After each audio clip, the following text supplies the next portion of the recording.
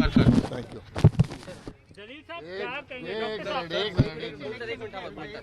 Please please please यार, तुम लोग मेरे को ऊपर जाने भी नहीं दो। सर थोड़ा जानकारी दे दीजिए कि क्या है। एक मिनट अभी पीछे दो ना, एक मिनट बूढ़ा रहे, थोड़ा बूढ़ा रहे इसके लिए। बस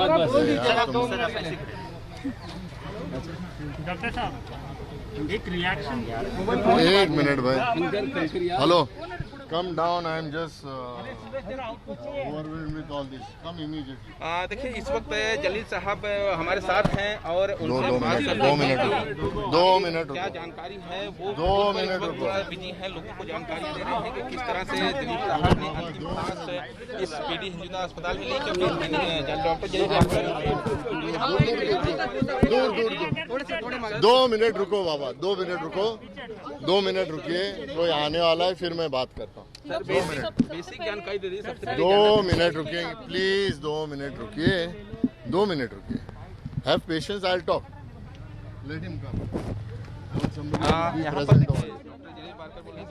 जारी करेंगे। आपको बता दें दिलीप साहब का आज सुबह निधन हो गया। उसके बाद से तमाम जो उनके प्रशंसक हैं, उनको जानने वाले हैं, उनकी फिल्में देखने वाले लोग हैं, वो भारी दुखी हैं। अपने समय के सुपरस्टार रहे दिलीप साहब, लंबे समय से बीमार थे। कुछ दिन पहले उनकी तबीयत में सुधार हुआ था, उसके बाद वे घर भी लौट गए थे, लेकिन अचानक फिर उनकी तबीयत बिगड़ी, उनको दोबारा अस्पताल में दाखिल कराया गया। लेकिन आज सुबह दिलीप साहब ने हम लोगों का साथ छोड़ दिया और इस समय पूरी फिल्म इंडस्ट्री, दिलीप साहब के प्रशंसक से लेकर पूरा देश इस समय दिलीप साहब के निधन से दुखी है। मानो दुख का पहाड़ उनको जानने वाले, उनको समझने वाले, उनकी फिल्मों के प्रशंसक, उनकी एक्टिंग के, अभिनय के प्रशंसक दुखी हैं। और इस वक्त जो आप तस्वीरें देख रहे हैं वो दिलीप साहब की मशहूर फिल्मों की, उनकी अदाकारी से जुड़ी हुई है। इनका नाम है फैसल फारूकी, ये इनके ऑफिशियल स्पोक्स पर्सन है। ट्विटर हैंडल जो है वो यही हैंडल करते हैं। तो जो भी आप पूछेंगे मुझसे बात कीजिए और इनसे बात कीजिए, ताकि एक बार ही हम सब आपको बता सकें। हाँ बोलिए। दिलीप साहब ने आज जो है सुबह 7:30 बजे के आसपास अंतिम सांस ली। आप लगातार इलाज कर रहे थे, क्या ट्रीटमेंट क्या? देखिए, ये वक्त नहीं है कि उनको हमने ट्रीटमेंट क्या दिया। 98 की उम्र में हर इंसान को कुछ ना कुछ तकलीफ़ें होती हैं और उनका इलाज हमने जो किया है वो सही तरीके से किया है। उम्र का तकाजा था और उस वजह से आज सुबह 7:30 बजे डॉक्टर नितिन गोखले थे, सायरा जी थी और 7:30 बजे उनका देहांत हो चुका है। भगवान करे कि उनके आत्मा को शांति मिले। सर बाद वो 30 जून को एडमिट हुए थे, क्या समस्याएं उनको आई थी जिसकी वजह से वो एडमिट हुए थे? और लगातार इससे पहले भी 5 जून को भी एडमिट हुए थे। देखिए, कोई देहांत होने के बाद रीज़न ऑफ डेथ नहीं पूछा जाता है, ठीक है ना। थोड़ी तो इज्जत देनी चाहिए जो इंसान का देहांत होता है। तो ये वक्त नहीं है कि क्या रीज़न है क्या नहीं है। उनको सांस की तकलीफ़ें थी, पहले तो आपको सब मालूम था। तो वो जो उसके लिए जो भी इलाज करना था उसके लिए कुछ डॉक्टर मौजूद थे जिन्होंने सब मिलकर हम लोग ने इलाज किया था।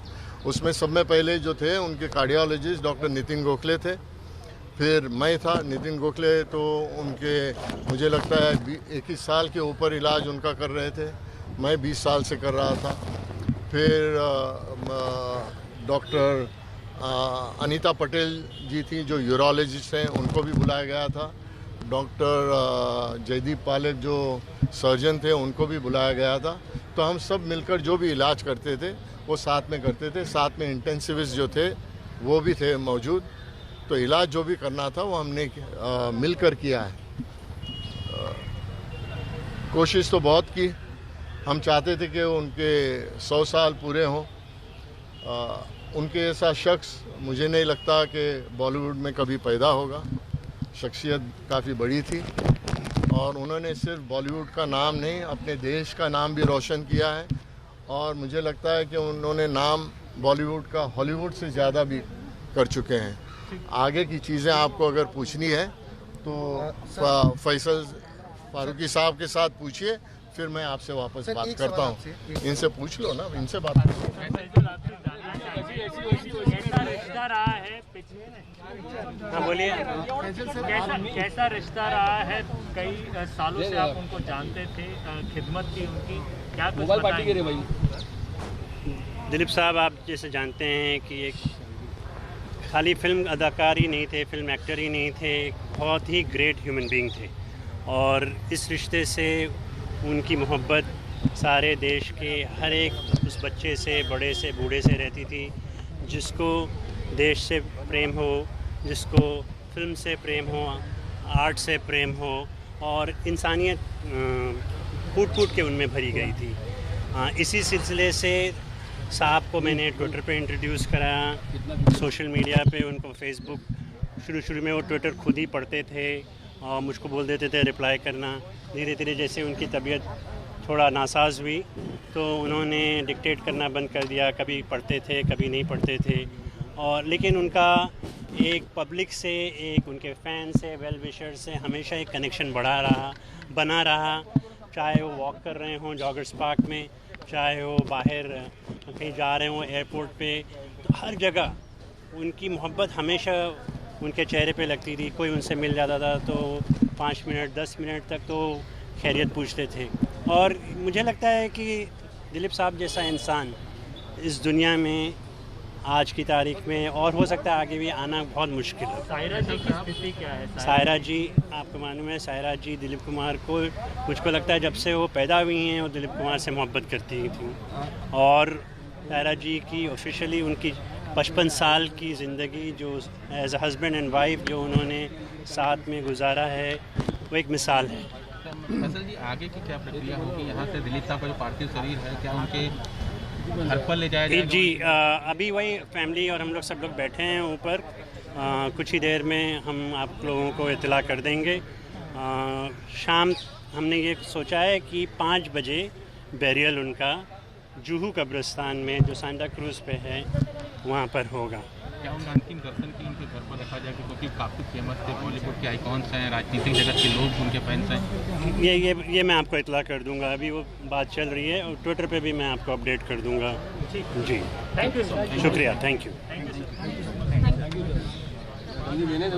हो गया? सर मराठीत तुम्ही बोलणार? हो बोलना ट्विटर हैंडल चलाते थे, उन्होंने सारी जानकारी दी है। और इस वक्त हिंदुजा हॉस्पिटल के डॉक्टर वे भी कुछ अपडेट दे रहे हैं, बता रहे हैं कि कैसे दिलीप साहब के पूरे इलाज के दौरान वो उनसे जुड़े रहे। पूरी टीम उनको कोशिश करती रही आखिरी वक्त तक कि दिलीप साहब को बचाया जा सके। उनके 100 साल को 100वां जन्मदिन मनाते हुए देखना चाहते थे।